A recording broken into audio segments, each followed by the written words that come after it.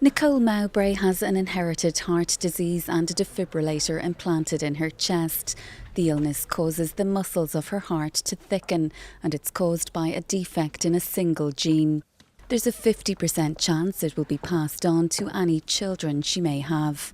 I wouldn't want to pass on something that caused my child to have a limited life or a painful life or a life of risk. I mean, that does obviously come to the front of my mind when I think about having children. Cardiomyopathy affects 1 in every 500 people and can cause the heart to stop beating. It's the most common cause of sudden death in athletes.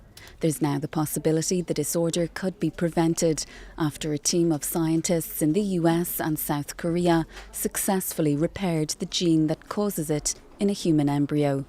It's a pretty devastating disease. If you see somebody falling or dying in a basketball court, for example, this is probably what they have. So if we can correct this gene theoretically in an entire generation, and there are 10,000 genetic mutations that are associated with human disease. So the breast cancer is BRCA1 and 2, for example. Other diseases, thalassemia and so on. So the potential is enormous. But the team says the therapy didn't always correct the defect.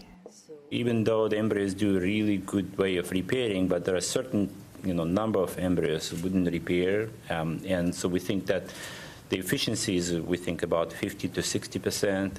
While it represents a significant breakthrough, the team says further research is needed before the technology is ready to be tested.